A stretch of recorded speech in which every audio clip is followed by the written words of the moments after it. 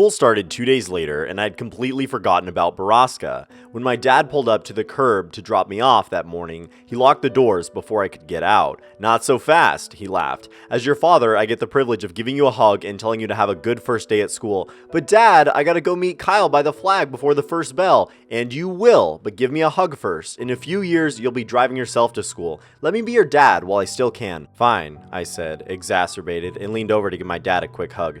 "Thank you. Now go meet your friend. Your mom will be waiting here to pick you up at 3:40. "I know, Dad. Why can't I take the bus like Whitney?" "When you're 12, you can take the bus." He smiled and unlocked the doors. "Until then, I get to drop you off in the mornings. If you think it'd make you look cooler, you can ride in the back seat behind the cage." "Dad, just don't." I threw open the door of his cruiser before he could say anything more and ran as he laughed behind me. Kyle was already waiting for me at the flagpole, and he'd found Kimber, too. "Dude, you almost missed the bell," he yelled when he saw me. "I know, sorry." "Whose class are you in?" Kimber asked. She was wearing a red sweater and leggings with frogs on them. Her curly orange hair was brushed into ringlets, and her lips were pink and shiny. She'd never looked prettier, and I was surprised to realize I'd never seen Kimber as a girl.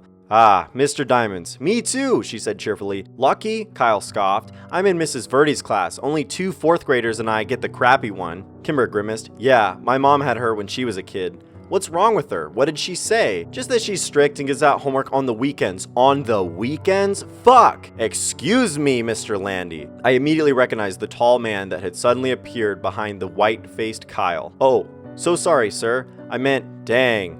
Kimber giggled. "I'm sure you did," he nodded. "Hi, Sheriff Clary." Even though I'd only met him a few times, I liked my dad's boss and he liked me. "Well, hello, Sammy. Are you excited for your first day?" Sheriff Clary crossed his arms in front of him and widened his stance imposingly, but gave me a wide smile. "Yes, sir," I said, and then added lamely, "What are you doing here?" "I'm giving a presentation to the 5th and 6th graders about safety when walking to and from school." "Yeah, he gives it every year," Kyle muttered. "Cool," I smiled. Sheriff Clary nodded at me and then turned and walked away. I looked around, confused. "Where's Kimber?" "She took off. She's annoyingly on time to everything." As if to illustrate his point, the bell rang. We both ran up the stairs and inside.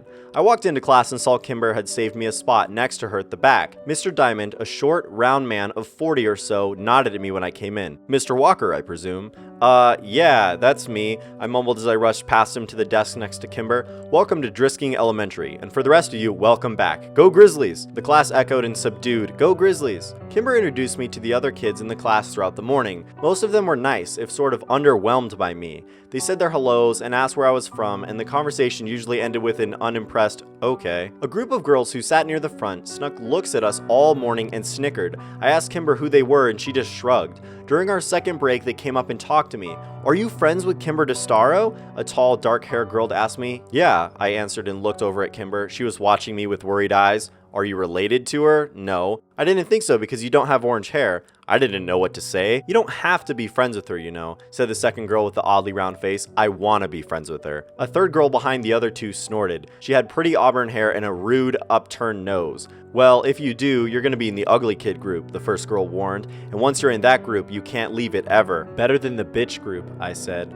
Rude nose and round face gasped, but dark hair smiled. "We'll see," she said, and the three returned to their corner of the room. I sat back down next to Kimber, feeling like a badass. It was the first time I've ever used a swear word in front of anybody other than Kyle. "What did they say to you?" Kimber asked nervously. "They said you're too pretty to be near them and that you make them look gross, so we have to stay away from them." "Liar," Kimber answered, but I could tell she was smiling. We met Kyle in the cafeteria at lunch, and he had nothing but bad things to say about his morning. Mrs. Verdi was old and mean, and she made everyone come up and say something about themselves, even though the class had only 14 kids and they already knew each other. When the bell rang for recess, I went to throw my lunch away with Kyle, and I bumped into a kid that I hadn't seen before. "Hey, are you Sam Walker?" the kid asked. "Yeah."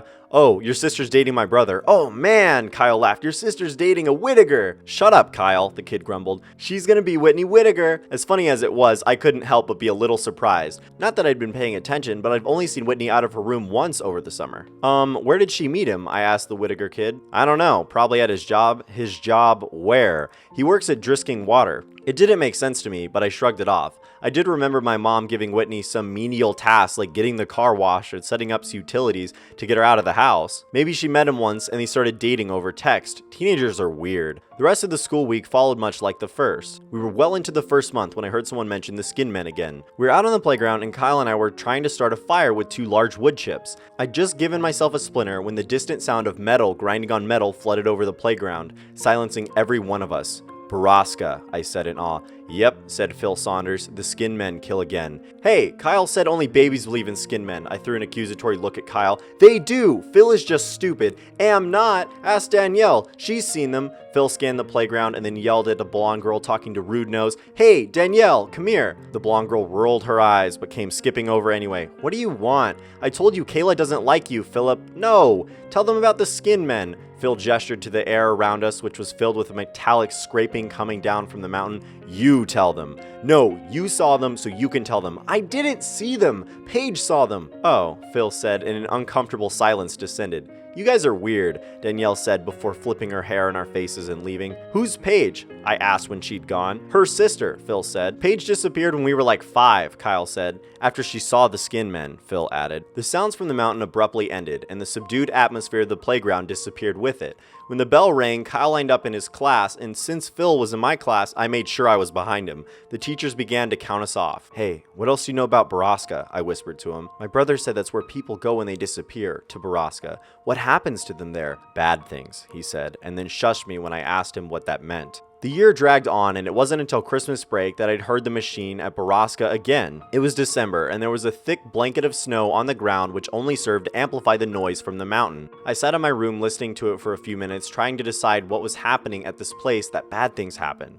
I saw my dad's cruiser pull up to the window and went downstairs to greet him. As I passed my sister's door, I heard her giggling in that annoying teenage way, and I cringed. I hoped Kimber never got like that. Dad! I skidded on the landing just as he opened the door. My dad stomped the snow off his boots and threw open his arms. Sammy! How many years has it been? He joked. It was true. I hadn't seen much of my dad lately since he was working so much. Doing what? I didn't know, since it was the quietest, lamest town ever. Mom thought Sheriff was grooming Dad for his job since Clary was so old and Dad never really agreed or disagreed with her. He'd only been at the department 7 months. After all, he doubted people in the county would even vote for him. Hey Dad, did you hear that? That like machine sounding noise? Yep, I hear it in town every now and then. Do you know what it is? I asked the sheriff about it and he told me the noises come from private property up in the Ozarks. Is the private property called Borrasca? I asked quickly. I have no idea. Borrasca? Where'd you hear that? I shrugged. Kids at my school? Well, it's nothing to worry about, Sammy. Probably just some logging equipment. But is the place called Borrasca? Like, have you heard that name before? No, I have not heard that before. Dad pulled his boots off and shrugged off his coat, looking toward the kitchen. I could tell I was losing him. Have you ever heard of the skinned men? I asked quickly. Skinned men? Good God, Sam, is your sister telling you these stories? No. But he wasn't listening to me anymore. Whitney! He yelled up the stairs. No, Dad, Whitney doesn't even talk to me, I repeated. I heard a door creak open upstairs, and Whitney peered over the railing, phone in hand, and an annoyed look on her face. Are you trying to scare your brother? Dad demanded. Dad, no, I said again. Whitney shot me a betraying look. Ugh, seriously? As if I'd waste my time. You aren't telling him stories about skinned men? No, Dad, I told you I heard it at school, I said. Whitney gestured to me as if to say, see? Alright, well you kids need to start getting along. You're a family for Christ. Alright, well you kids need to start getting along. You're family for Christ's sakes. Whitney rolled her eyes, and when Dad walked into the kitchen, she stuck her tongue out at me. Real mature, Whitney. I yelled up at her, but she was already gone. I'll tell Dad about your boyfriend. Christmas came and went with surprising smoothness at our house. Whitney and I got everything we had on our list, which was a first for us. The town may be smaller, but Dad's paychecks were clearly better. I wore my new Rams parka on the first day back to school after Christmas break. Kyle fawned over it, and Kimber showed off a blue pearl necklace her mom had gotten her for Christmas. Kyle and I feigned interest, but did it poorly. Kimber knew, but just seemed happy we cared enough to fake it. As we said goodbye to Kyle for the morning, Kimber was suddenly slammed from the side. Kyle caught her before she fell, and I spun around angrily to see dark-haired girl, whose name I learned was Phoebe Dranger, laughing and walking away from us with round-faced girl. You're bad people who make poor life choices, Kyle yelled at him. When I'm your boss someday, I'll make you clean bathrooms. Yeah, and if Kyle's your boss, you know you messed up, I added. Kyle and I high-fived and turned to Kimber, but she wasn't sharing in our victory. She was trying to hide the tears on her face. Don't sweat those girls, Kimber. Nobody likes them. People are just nice to them because they're related to the Prescotts. Kyle tried to give her an awkward pat on the back, but Kimber turned away from him and ran in the opposite direction. I hate those girls. Like, I really hate them, I said. I know, they're bitches, Kyle answered, mouthing the last word as he looked over his shoulder for any lurking adults.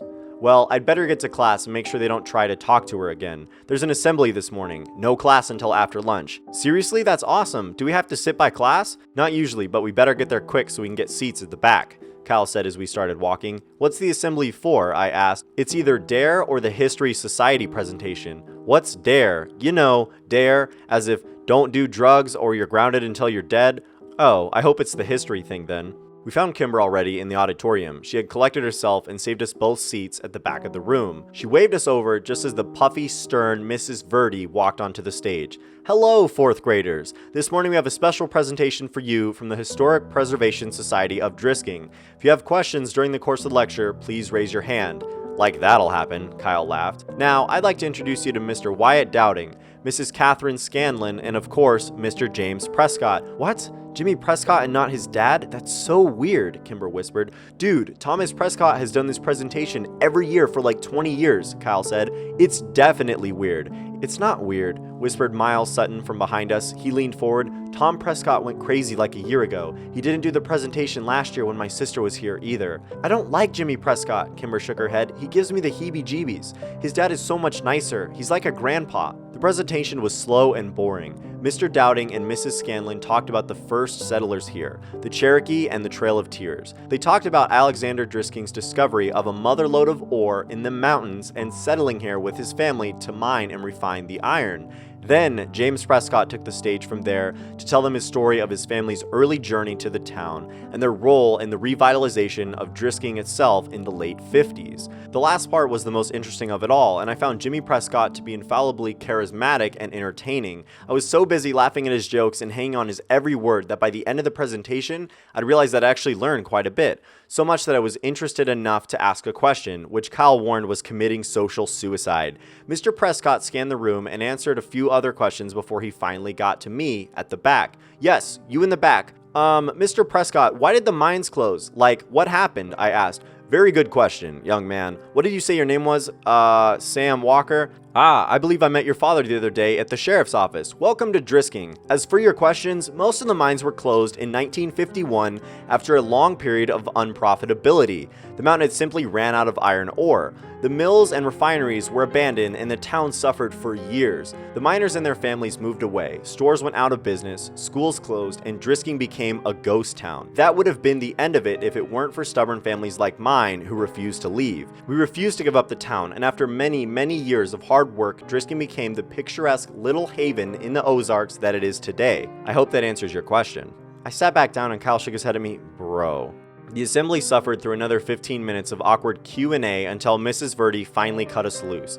We were released into the cafeteria to wait for the lunch lines to open. Kyle, Kimber, and I sat in our usual corner. That was so boring, Kyle whined. When are they going to figure out that no one cares about Drisking's history? Seriously, I fell asleep like 3 times. Kimber nudged me. Sam seemed to care, she teased. I just wanted to know about the mines. Mines are creepy, that's all. Yeah, but all our mines were blown up. You can't go into them anymore, Kyle said. Blown up? I asked. Kimber nodded. Some kids died after going into the mines, so the city set off some controlled blast to implode caverns. At least, that's what my mom said. They messed up though, and I heard they blew up the water table or poisoned it or something. What? How do you know that? Kyle asked. Kimber shrugged. I heard my dad talking about it. Did they use C4 or something? I guess. So like, we all drink the water, so we all have C4 in our bodies, and we can explode at any minute, Kyle said excitedly. Do you think that's what happened to all the missing people? I asked him, just sitting there one day and boom. Yeah, dude, Kyle grabbed my shoulders. That's where the skin men come from. I made the international symbol of mind blown, and we laughed hysterically. You guys are dumb. Kimber rolled her eyes, but then she laughed when Kyle fell on the floor, pretending he was exploding. I remember thinking in that moment that I was happy here in Drisking, Missouri, with these 2 people. Happier than I'd ever been anywhere else. It was the last truly happy moment I ever had.